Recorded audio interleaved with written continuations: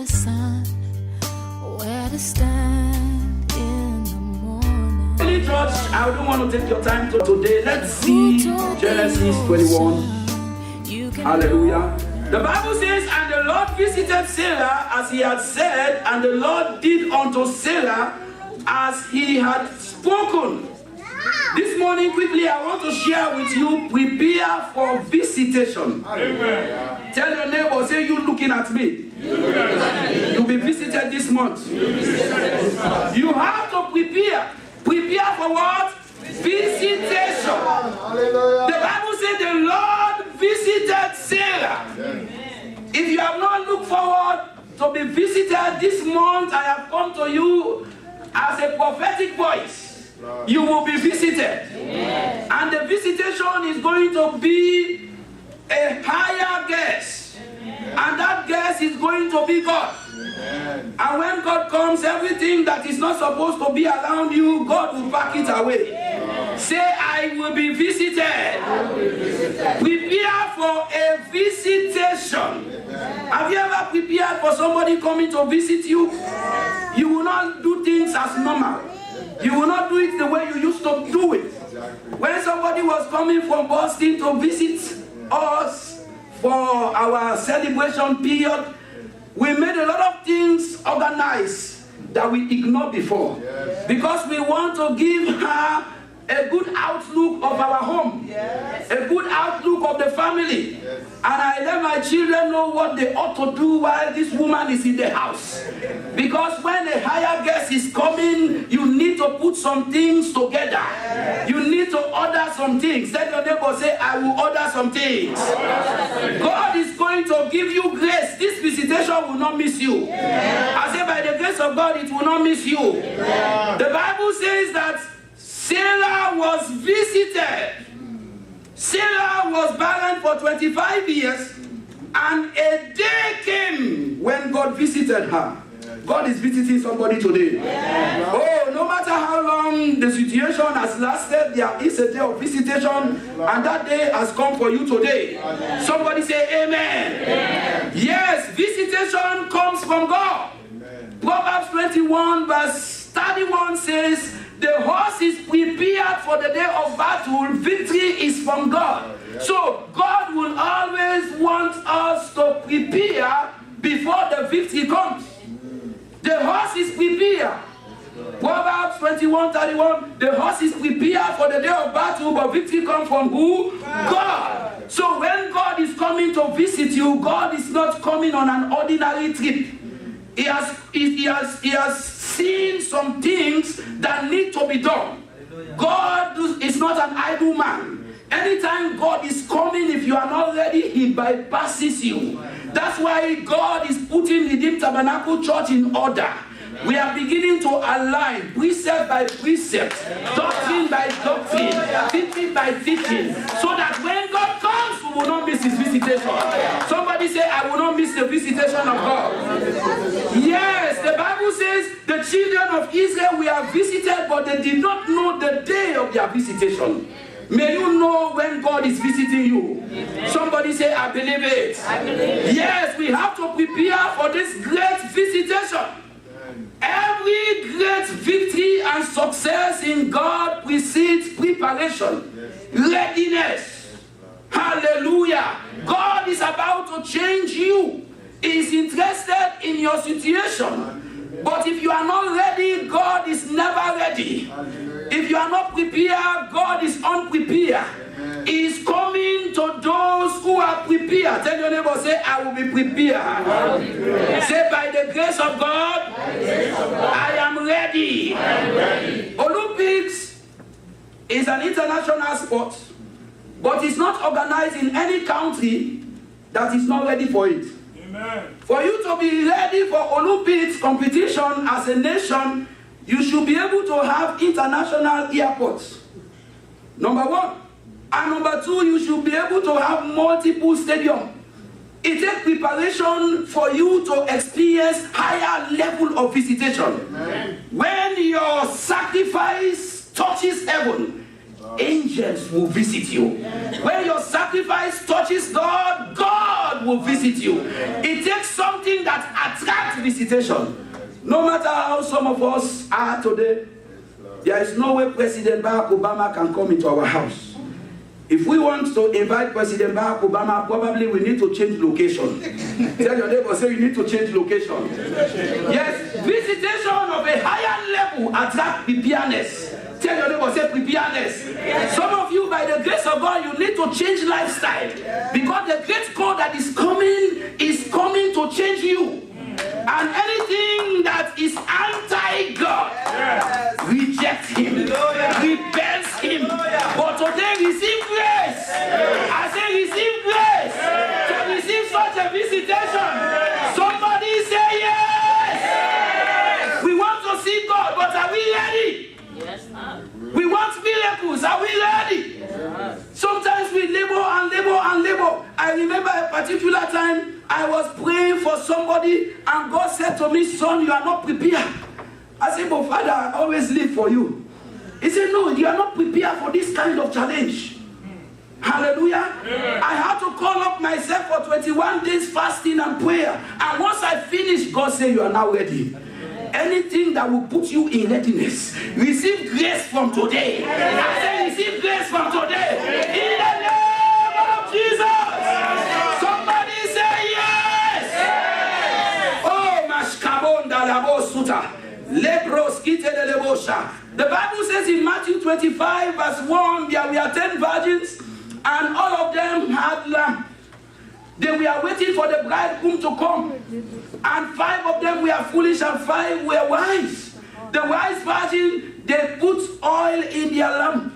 But the foolish one did not carry their oil. They couldn't enter because they lack preparedness. They lack readiness. They lack preparation. But I have come to pray for every one of you. Any area in your life where you are reckless, receive grace. I say receive grace. I say receive grace. So go back from in the name of Jesus. Tell your neighbor, say I'm ready. Oh, God was about to visit the children of Israel in the wilderness in Exodus 19 verse 10. He said to Moses, Exodus 19 verse 10, God said to Moses, he said, tell the children of Israel to sanctify themselves and wash. Because the third day I am coming to visit them. I've seen their predicament, but my visitation will have to be prepared for. Hallelujah. Tell your neighbor, say, I'm ready for my miracle. You want a child, God is able to do it. You want promotion, God is able to do it. You want financial abundance, God is able to do it. God is able to heal your marriage, able to heal your children. God is able to turn your situation around. But are you ready for the Almighty God? His name is Omnipotent Father. He is omniscient. The Bible says the high and the lofty one. He walks in majesty. In his path, the Bible says there is no stumbling block. Are you ready for God? Amen. Ask your neighbor, say, by the way, are you prepared? Say, are you ready for this great God? And I have discovered that this great God never changed. Why things are not happening for everybody in the church? Sometimes we say, God, is it that you are not visiting me anymore? Is it that you have forgotten me? And the Holy Ghost opened my eyes that God is the same to every child of God. It is our preparation that determines what happened to us. Amen. In mathematics, when you are solving algebra, fraction, we have what is known as the variable factor. It is the variable factor that determines the result of your mathematical answer. For instance, God is the constant. Tell your neighbor, say, God is constant. You say, well, God, you visited my sister. Why didn't you visit me? You have not done what will warrant God's visitation. Yeah. A constant does not change a mathematical problem. Yes. Amen? Amen? For instance, you have 5 multiplied by x equals to y, where x is the variance. If you put 2 in that x, what will be your result? 5 times 2 will be what? 10. If you put 10 in that x, what will be your result? 5 times 10 will be 50. So it is the variable that determines the higher result. You are the variable factor. If you put 0 in that x, 5 times 0 is 0. You are moving from zero today. I say you are reading from zero today. I say you are changing your levels. You are changing your levels. More holiness, more practical life, more sacrifice, more healing, more prayer makes you better in God. It gives you better success. It takes you to a higher level. It makes you touch me not. It makes you a winner. Tell your neighbor, say, I am the factor that determines my result. You say, Lord, up till now you have not changed anything. He has sent me to let you know you have to prepare a little more. Amen. Tell your neighbor, say more preparation, better results. I listened to the interview of the fastest man in the world, Usain Bolt from Jamaica. He has won 100 and 200 meters for the 3 past consecutive Olympics. And they said, why have you maintained it? It's never happened in world history before. He said, as soon as one Olympics finish, I start to prepare for the other one. Amen. It takes 4 years for an Olympic competition to be organized. Nice. Some of us, we think preparation is nothing. Preparation is what determines that moment of change, that moment of delivery, that moment of success when everybody will clap for you. Great accolade, welcome. You must have prepared. Tell your neighbor, say everything take preparation. One particular day, everybody says, sister, you're looking good. You know how much preparation would have gone in making that sister look good? Hallelujah. You know how much preparation would have gone for Esther to become queen? For 40 days, Esther was being washed with oil. 40 days. 40 days, the Bible says Esther was purified. Tell your neighbor, say purified. Purified. Well then, God cannot stop you from getting anything you are prepared to get. The Bible says when this great woman that the enemy has so much reduced, the woman with the issue of blood, according to the Bible history, she was rich. But the enemy used a plague in her life to reduce her status. Right. But when she heard that Jesus is coming by, the Bible says from the very day, she began to inquire how Jesus is coming, where is coming to, what will be the terrain, which goods Jesus is going to use. Please, I want to know. This woman was preparing for a great encounter. And they gave her information that the crowd will be too much. He said, no, I will press through the crowd. He said, if I even don't talk to Jesus, let me touch the hem of his garment. If you want a change today, you can touch the hem of his garment. If you want a change tomorrow, you can touch the hem of his garment. Tell your neighbor, say, I need to be prepared. Before Jesus appeared, this woman was already contemplating what to do. Change. Malachi 3 verse 6, the Bible says, I am the Lord thy God, I change it not. God is not changing, I'm telling you. It is you that determines what happened to you. Joseph had to prepare himself to meet a great man called Pharaoh.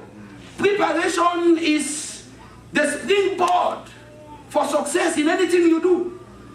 People who fail and people who pass one defining line is preparation. If you prepare for tomorrow, you'll be a better person tomorrow. What you are today is as a result of your preparation yesterday. Your failure, your success should not be taken by somebody bewitching you. If you prepare as a child of God, no bewitchment can stop you. Somebody say, help me, Jesus. Help me, Jesus. Hallelujah. Quickly, church, I want to show you 3 major reasons why God visits his children. Tell your neighbor, say 3 reasons. The first reason why God is visiting his children is to bless them. Tell your neighbor, say bless them. Bless. God wants to bless you. God has seen that you need change in your life. God has seen that you cannot help yourself. But for God to visit you, you need to make sure that you prepare room for him. Tell your neighbor, say, I will prepare room for God. I pray that when God is coming, they will know that God, this is God. Like a man who was expecting great visitation from God. And God brought a man that was supposed to give him a word, but the man was laggard, the man was not well dressed, and he said, no, I'm looking for a better person. A little child that the Lord sent into his path. He said, no, a child cannot help me.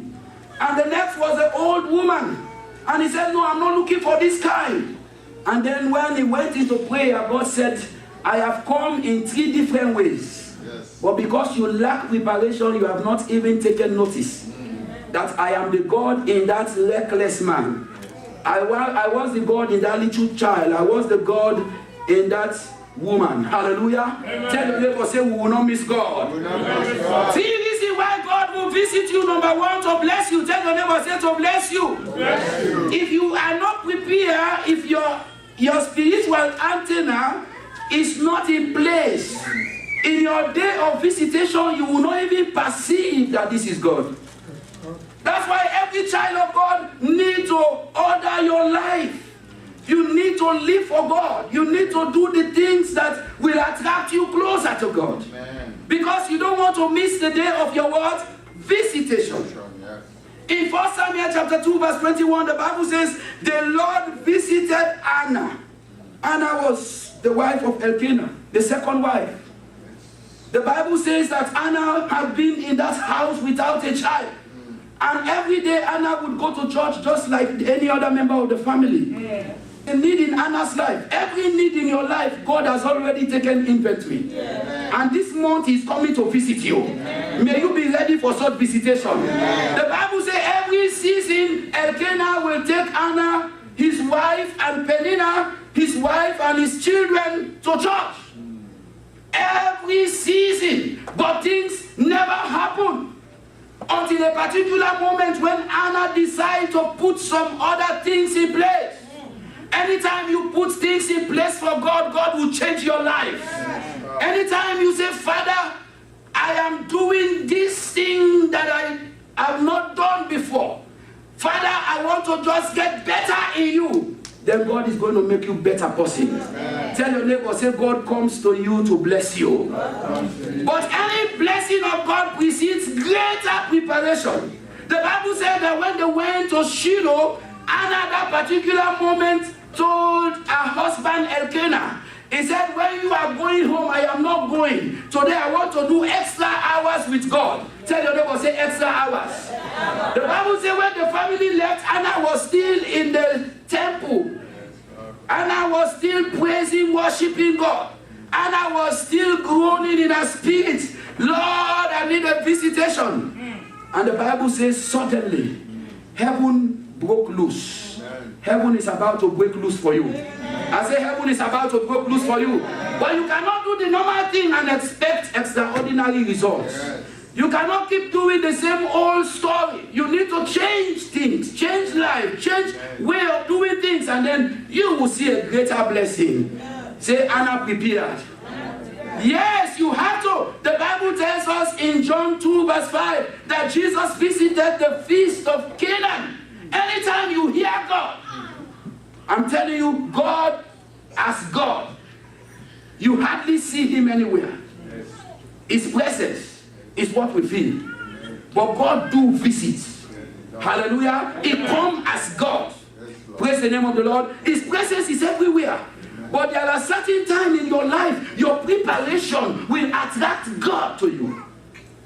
When they went to bury Jesus, Mary Magdalene, Mary the mother of Jesus, and Salome, they went to the graveyard. The Bible said when they went, they discovered that body was no longer in the sepulchre. And Mary Magdalene and Salome, they left, but Salome and Mary, the mother of Jesus, left, but Mary Magdalene refused to leave. He said, I will not go anywhere until I see my rabbi, until I see my master. Anybody that prepares or go extra mile, God will not disappoint you. I say God will not disappoint you. I've not seen Him disappoint anyone, and He will not disappoint you. If you want to stand out, you must come out among them and be separate. Tell your neighbor, say don't do it normal. Do it with a difference. Mary Magdalene stood at the sepulchre. She said, I will not go anywhere until I see the Messiah. And when Jesus discovered that Mary Magdalene was persistent to see Him, he was supposed to go to the Father according to prophecy, but he had to take a U-turn, came back because a woman was desperate. How desperate are you for God? It is your desperation that determines your miracle. Somebody say, yes, Lord! So anytime God comes down, he blesses his people. 1 Samuel 2:21, the Bible said the Lord visited Anna and Anna conceived. If God visits you, he will not leave you the same place. He will not leave you the same person. He will not leave you in the same circumstance. Hallelujah. Jesus was in the feast of Canaan. Shame was hanging over their head. But because God was there, shame turned into glory. I say your shame is turning into your glory. Somebody say, I believe it. All you need is a visitation from heaven. Some people visit you, your life will go down. Some people visit you, everything about your family will go bizarre. Some visitations are devilish. But this month, by the grace of God, the great God is visiting you. I said, the great God is visiting you. Somebody say, yes! God wanted to visit Moses to transform Moses' life. But God said to Moses, take off the shoe that you are wearing. For the place where you stand is holy ground. My prayer this morning for every one of you, whatever it will take for God to visit you, receive grace to get Hallelujah. It is you that determines your visitation. If you need to change the way you talk to people, change the way you talk to people. If you need to be a little more calm, be a little more calm. There is always something that hinders visitation. For Moses, it was his shoe. What is hindering you? For blind Bartimaeus, it was his garments. What is hindering you? The Bible says he took away his blind garments and his eyes recovered. Anything limiting you by fire, by thunder, let it be destroyed. I say let it be destroyed. I say let it be destroyed. Somebody say yes. God wants to bless you. What is stopping the blessing? What is hindering you? Paul says no height, no depth, no demon, no witchcraft, no angel shall stop me. The love of God which I have in Christ Jesus. What is stopping you? Receive grace. I say receive grace. God wants to bless you above this level. He wants to take you higher. He wants to promote you. Whatever is stopping you, by fire, by thunder, receive grace. Ask your neighbor, say, what have you done for your visitation? Some of you just need to take God serious. Amen? Amen? By your offering, I will know you don't take God serious. It's easy to know people who take God serious. It's easy to know people who do not take God serious. Sometimes by your lifestyle, you come to church, they know you are Christian, but the way you dress in your neighborhood, they could associate you with one of those. That tells you don't take God serious. Sometimes the way you talk to people, know God in your conversation. You come to church, you don't know church language. All the language you speak is worldly language. The Bible says the children of God in Antioch, they look like Christ, they dress like Christ, they behave like Christ, and they call them Christian. What do they call you in your neighborhood? What do they call you when you leave the church? What do they call you in your office? I went to visit one of my pastors back home in a particular village, because when I go to Africa, I visit all the churches, and there was one pastor they ordained behind my back. When I went, the man of God was drinking palm wine. Palm wine. I said, what are you going to tell the neighborhood? He said, Bishop, it's our culture in this village. I said, you're not fit to be pastor. Drinking palm wine. Ask your neighbor, say, what have you done for your blessing? If God must bless you above them, you must be above them. You must live above them. You must talk above them. You must live above them. Your sacrifice must be better than them. Somebody say yes. Somebody say I'm ready. Ask your neighbor, say God is coming to bless you. God is coming to bless you. But what have you done about the blessing? You want financial breakthrough. Yes, Lord. And since the beginning of this year, you have not paid your tithe. You know, some things are parallel. You can never experience one thing until you put one thing together. Not that you don't have money, you have, but just because you don't have so much respect and honor for this great God. Praise the name of the Lord. Anything that must change, you need to change some things. I'm telling you, this life, we blame our mother, we blame our father, we blame our husband. Tell your neighbor, say you are you. You are you. Say you are you. You are you. Say you are the problem. When you stand on your class, who is the first person you see? It's you. You blame everybody. Anytime things happen, I don't blame people. I go on my knees. I say, Father, show me what I don't know. Because let me tell you, your life is like steel. It attracts to you what you attract. Change in you can attract change in your world. Somebody say, I believe it. Somebody say, yes. Say, I am changing levels. So God visits to bless. Number 2, God visits to deliver you. When God sees that you are in bondage so much that He cannot wait until you are delivered, He will deliver you. In Exodus 12 verse 40, the Bible says, for 430 years, the children of Israel, they were in hostility. They were in Egypt under their taskmaster. I want you to know that the longer you take does not move God. It's your preparation level. The longer you take does not move what? God. I know somebody who took 8 years to get first degree. 8 years. I was in a class with somebody, he has to fail before he passed. I said, you know what I will advise you? How many hours do you study? He said, Bishop, I tried to study 4 hours. I said, make it 8 hours. Because nothing changes until you change it. Tell your neighbor, say, change it.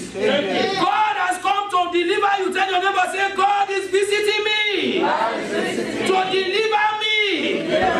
Exodus chapter 3 verse 7, let's see it quickly. The Bible says in Exodus 3 verse 7, and the Lord said, I have surely seen the affliction of my people which are in Egypt. Some of you are so much afflicted by your house, by your families, by your background. They are in Egypt and they were afflicted. Listen carefully. And the Lord said, I have surely seen. You know when God saw their affliction? When they made up their mind to serve God. If you make up your mind and begin to do things you have never done before, you start reading your Bible with consciousness and precision. You begin to have fellowship with heaven every morning. You make everybody aware that you are a child of God. You begin to evangelize and tell people about Jesus. Then God will surely see your affliction. And the Bible says, I have seen your affliction and heard your cry, and by reason of their taskmaster, for I know their sorrow. Go to verse 8. Listen carefully. Verse 8, the Bible says that I have come down. Tell your neighbor, say, I have come down. So God can come down. Oh. And my prayer for everyone in this church, every delay blessing. Sometimes what you go through is affecting me more than you.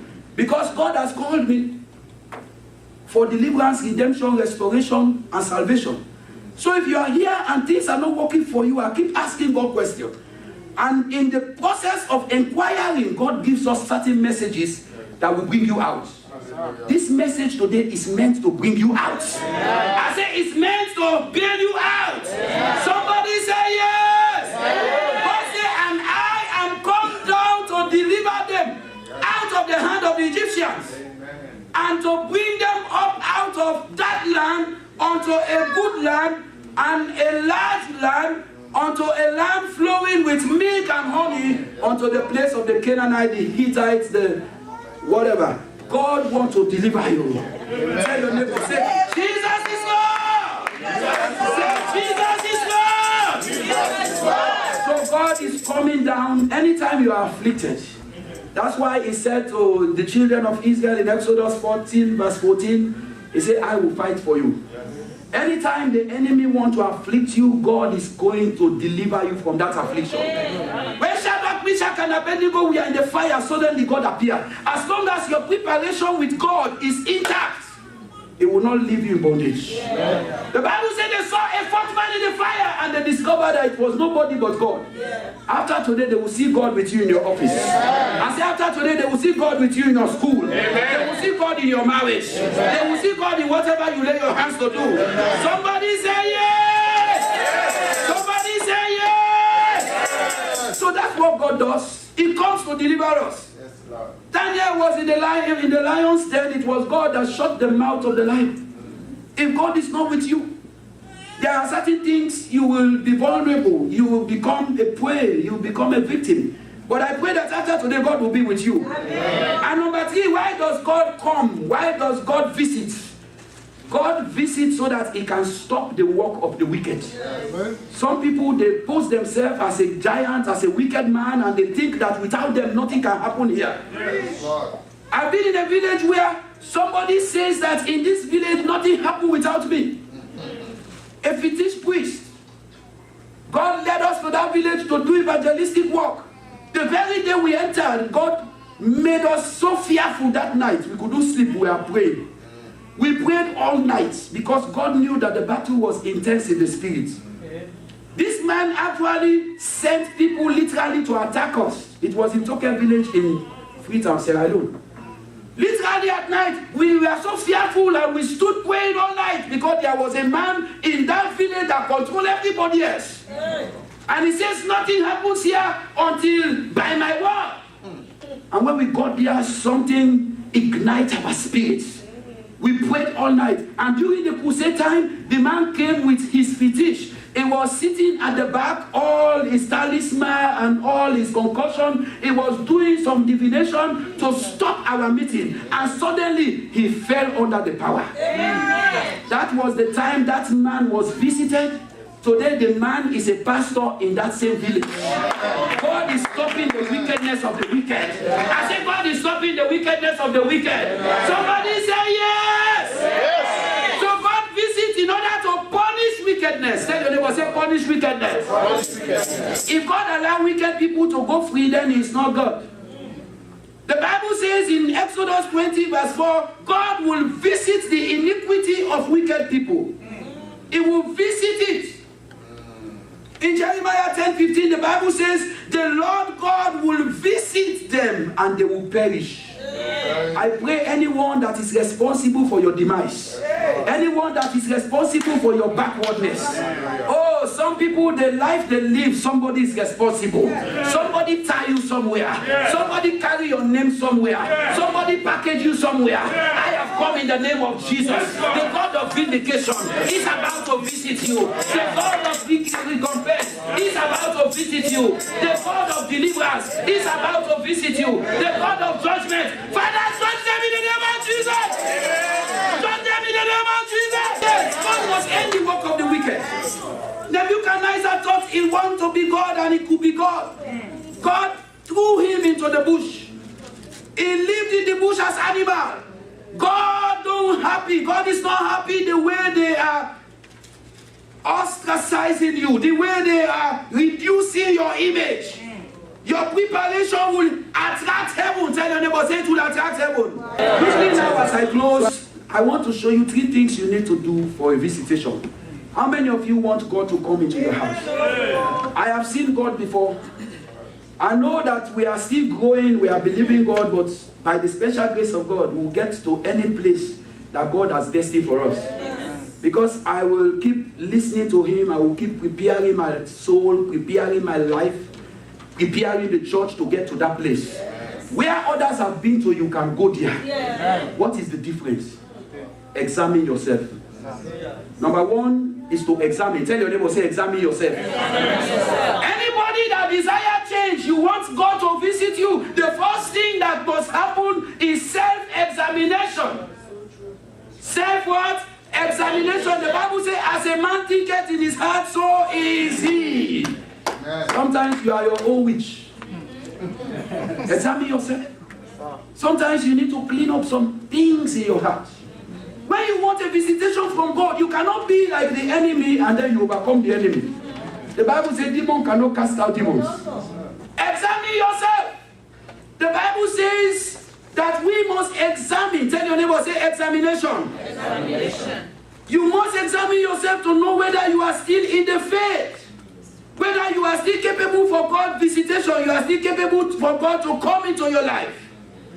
The Bible says in Galatians 6 verse 7, be not deceived, whatever a man soweth, that shall he reap. How can I be praying and fasting then nothing is happening? I must examine. God, what is wrong?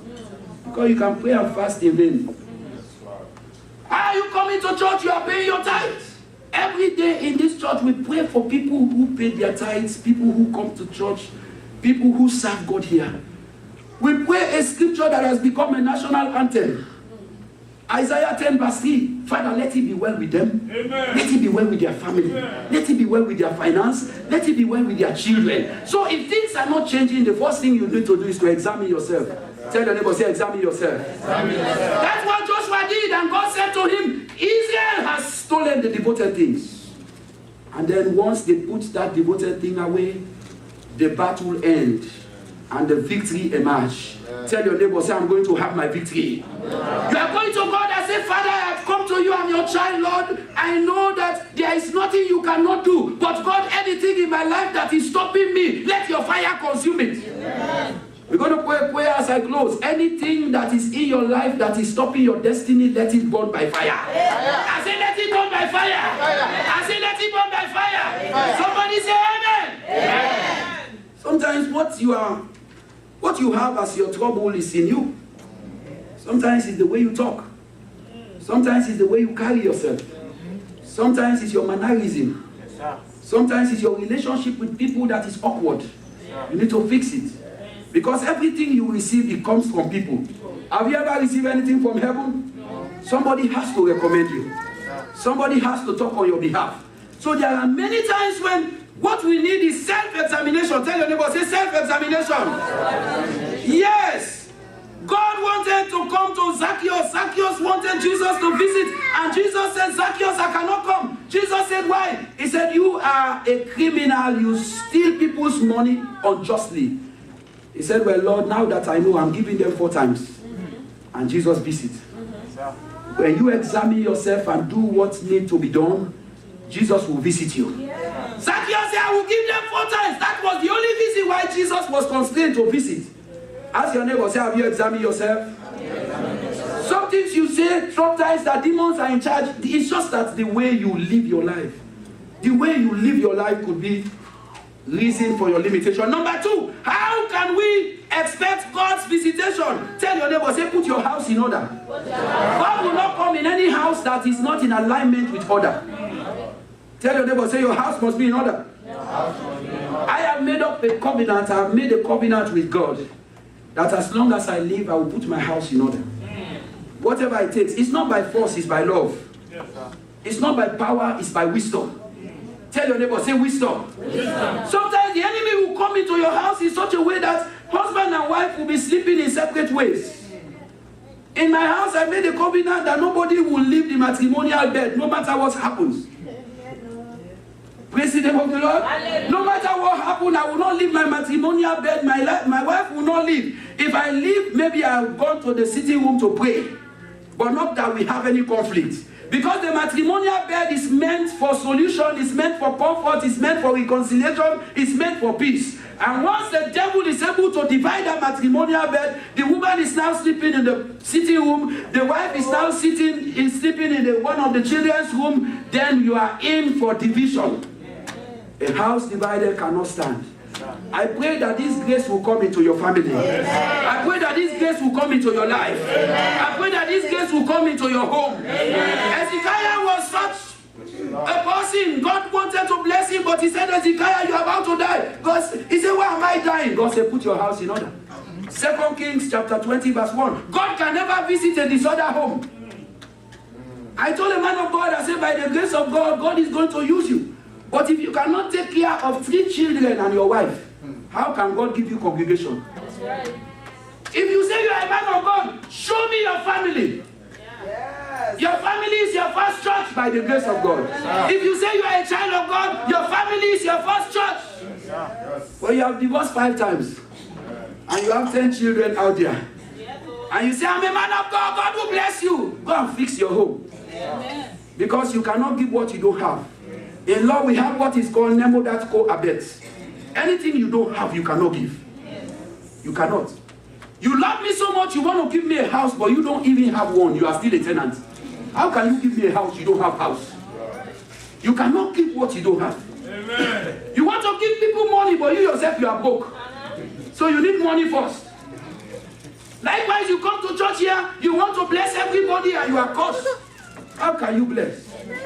Ask your neighbor, say your house must be in order. Every family, every member of your family, your extended family, your mother, your children, I put them in order by the grace of God. In the name of Jesus. In the name of Jesus. In the name of Jesus.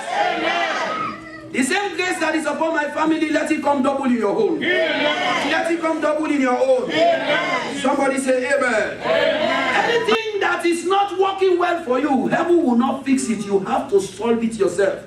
Look out for strategy. Find somebody. The easiest way to excel is to find somebody who excels in the same area. Some of you looking for children, look for others who have been barren before and they have kids. They will show you the secret. You see somebody's home doing well, ask him. My daughter told me something that amazes me. He said, ever since I was stressing on her to be a student, to do well, she found out that when she hung around good students, she become like them. Amen. Who are you hanging around? Determines who you are today. Tell your neighbor, say, I must change. Say, I must change. When I want to close here, I'm telling you 3 things you need to do. Tell your neighbor, say 3. Number 1, tell your neighbor, say, examine yourself. Number 2, say, put your house in order. No matter where you are, maybe you are not a family man. Anywhere you find yourself, put it in order. House in scripture refers to 3 things. It refers to you as a person. The Bible says every house is built by someone. Sometimes you yourself, you are divided. In your mind, you are divided. In your heart, you are scattered. Put your house in order. Do one thing at a time. Strategize. Don't be all over the place. Rolling stone, gather no moist.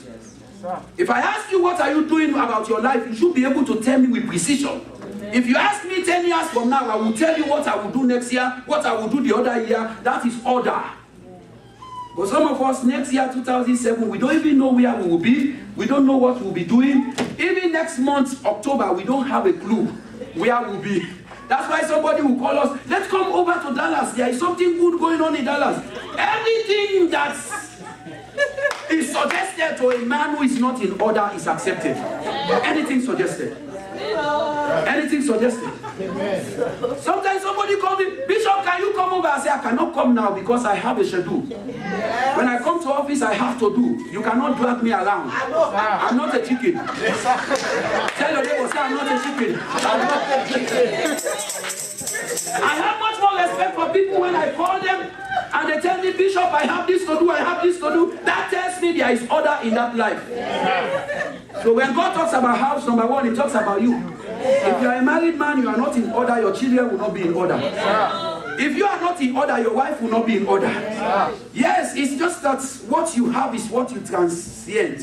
What you have is what you give out. Praise the name of the Lord. So number 1, house is you. Tell your neighbor, say it's you.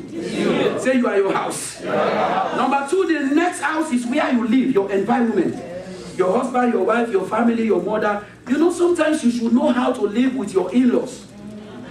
The same respect you have for your wife, have it for your in-law, your mother-in-law, because without the mother-in-law, you cannot have that wife. The same respect you have for your husband, have it for your father-in-law, as the case may be. Because when you are able to organize and synchronize the family, then heaven will shower blessing. I've been in a family before. My wife's sister was living with us. My wife's sister child was living with us. Other family members were living. My mother was living. God bless me in Africa. So extended family were under my roof. But I prepare order. Everybody knows what to do at every given time. Praise the name of the Lord. Amen. My mother knows that she has to go to church. She was a Muslim, but she has to go to church while she lives in my house. Amen. Because I'm a pastor. Even my dog will go to church. Tell your neighbor, say that's order. Receive grace! I said receive grace! That's your second house. Somebody say, help me, Jesus. Help me, Jesus. You see people succeed, check their life, check the way they organize themselves. Praise the name of the Lord. Success is not something you get in the market. You prepare for it. Greatness is prepared for.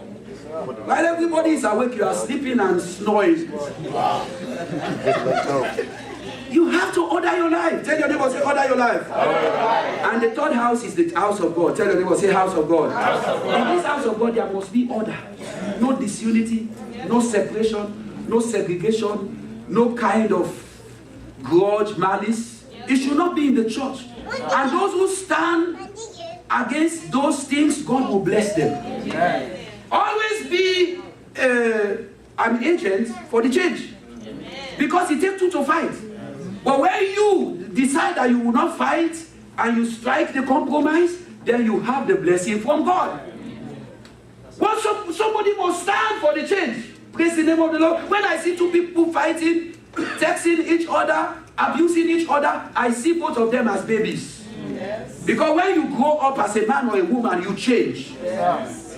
Praise the name of the Lord. So don't ever blame one person in a fight. Both people are responsible. Yes. If I don't pick a fight with you, if even you are ready to fight, you will not fight. Who are you going to fight? You can't fight the air. Tell your neighbor, say, I will stand for change. I will stand for change. Church must be what? In order. Yes. And lastly, for you to accept, for you to be able to prepare for the change of God, you have to live like God. I'm closing there. Tell your neighbor, say, live like God. Live like God. Because in life attracts its level. Everything. There are certain level you find yourself, you don't even need to tell people at that level, let's have time together, you'll be attracted. Yesterday when we went to the reception in your house, I discovered that children were going among their children levels. Amen. We just went into the house. Nobody showed nobody where to sit. I see the children, they were hanging around with themselves. And my daughter went to your daughter. Because level 6 level. I didn't sit among the children. I know my level. Tell your neighbor, say, I know my level. I know my level. Nobody told me where to sit.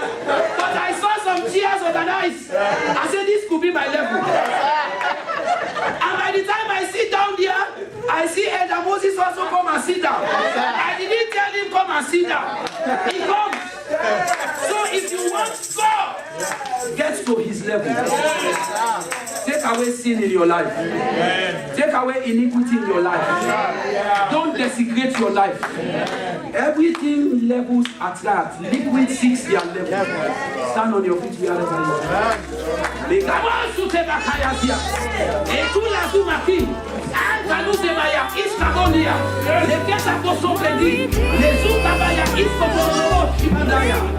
Thank you, Father.